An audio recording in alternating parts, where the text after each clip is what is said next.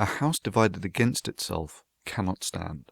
It's a metaphor for an organization that divides its efforts with internal fighting, loses its operational effectiveness as a cohesive unit. It's particularly interesting when applied to the rationalist community, in that by definition, everyone is meant to think for themselves, using reason.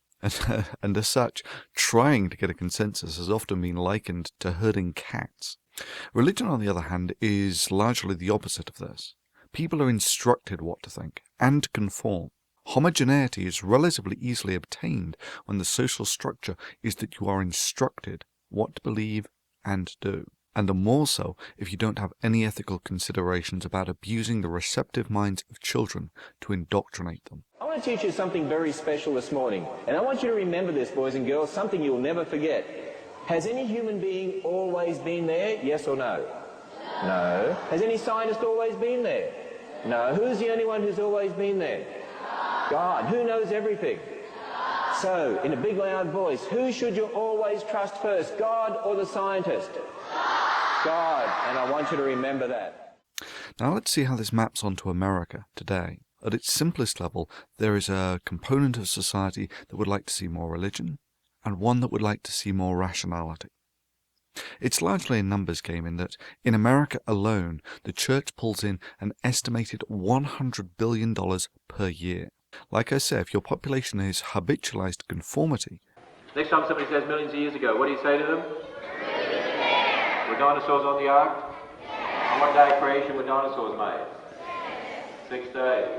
Can you add millions of years into the Bible? No. What came into the world because of sin? Could you have had death and disease millions of years before Adam sinned? No. What happened to the dinosaurs? Is there any mystery? No. And part of that conformity is that you tithe. And once again, tithing is 10% off the top. That's gross income, not net. Please, people, don't force us to audit. That is, you give 10% of your income, tax-free, to the church. It's small wonder that they are fabulously well funded. I mean, if you take America, the greatest Christian nation on earth, you have more Christian resources right now than you've ever had in your entire history. I mean, just to put it all into perspective, $100 billion is about what it cost to go to the moon, and is 1/10 of what it would cost for the iconic task of putting mankind on Mars. I can't find any sensible numbers on how much the rationalist community gets, but if it's 1,000th of the above, I would be surprised. This money can essentially translate into media access, and it's a product of how much media access and how many who hear the message find it convincing for social vectors of a sort. Maybe the easiest way to visualize it is in the form of a torque, that is, the distance of a mass from a fulcrum and the size of the mass on that rod. In a stable society, that is, one that doesn't change over time, these forces are balanced, equilibrium. And from observations we know that different countries have different balances. But what's happening in America has already happened all across Europe. It's already happened across the United Kingdom, countries that are today basically spiritually dead. If you go to the United Kingdom, here's what's typical. This is the rule, not the exception. Here's a church that was turned into a Sikh temple, and a church that was turned into a rock climbing center, and this one was turned into a museum, and this one was turned into a theater, and this one here turned into an information center, and this one here turned into a clothing store, this one into a habitat shop, and this one here into a music store, this one into a liquor store, this one into a nightclub, this one into a tattoo and piercing studio. That's what it's like all across Europe and the United Kingdom. The way to shift a society towards the rationalist side of things is to address any of the components that affect this balance. That's pretty much been the goal of this channel, and other organizations promoting rationality, to move that needle a couple of notches to the right by diminishing the impact of the religious message, by addressing some of its sillier aspects. So silly, in fact, that when attention is brought to them, it makes the religious folk uncomfortable, to the point where some of them will question their religion. The level of religious funding, of course, cannot be directly addressed, but we can put out there a clearer and more convincing rationalist message. And increasing the media access of the rationalist community will also tilt the balance in favour of reason. And yes, this is one of the reasons why I've been investigating the potential of making this channel a user-funded venture. Like I said, it's mostly a numbers game. The religious folk have $100 billion or so to blow on this a year. And what does the rationalist community have in return? On YouTube, the pro bono donation of time of half a dozen or so professionals of one sort or another, and half a dozen larger organizations promoting free thought. And yes, they make a disproportionate contribution for the resources that they have. So why bring any of this up? Well, it's to suggest something to you as rationalists. It all boils down to the rational argument of which is more important to you. Moving that arrow a notch or two to the right, or spending your time, whether correctly or no, dividing a house against itself. Let me give you a current example. The recent video about the Good Shepherd. I can tell you that that really got under the skins of a lot of religious people. As it was meant to. It made them feel uncomfortable, having it pointed out that one of their most cherished religious sayings is outrageously poorly thought out. Telling you put that on a billboard and you'll get a real reaction.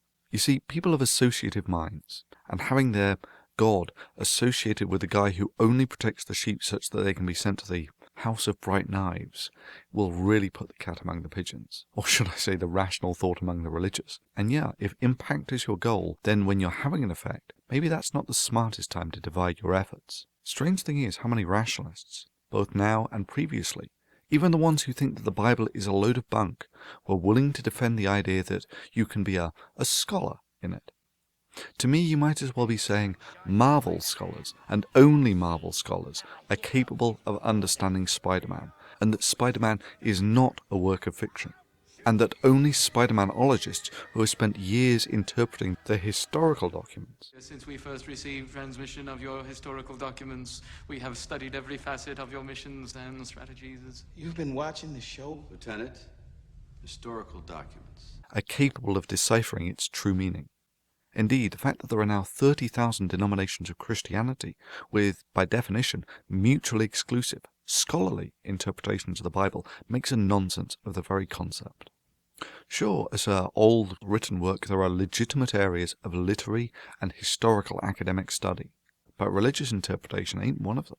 So it's your choice. Do you think your time is better spent suggesting that a rationalist is not a Bible scholar and so shouldn't be talking about this, or suggesting that there are 30,000 denominations out there with mutually exclusive scholarly biblical interpretations and therefore that they shouldn't be talking about this? Well, at least until they've come up with some sort of scholarly consensus. Or maybe you ought to be pointing out that if the Bible is so obtusely written that you need to be a biblical scholar to read it properly, that no ordinary Christian should be reading the Bible, as without being a biblical scholar, what chance do you have of interpreting it correctly? Or maybe the most devastating argument from a biblical scholar, that you don't need to be a biblical scholar to correctly interpret the Bible. You just have to read it. Ain't that right, Ken? You see, people say, you have a particular interpretation of Genesis. I don't think so. I think I just read it. And what it says is what it means. Other people interpret it and they get into trouble. That's a problem, I think.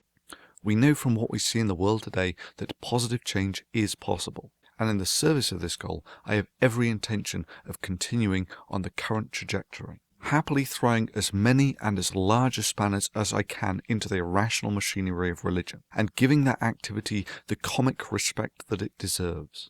And yes, I expect this to be as loud and controversial as it's been in the past. Putting forward clear and coherent, entertaining rationalist arguments, all with as much frequency as time permits. And yes, this channel is supported and made possible by the donations of viewers.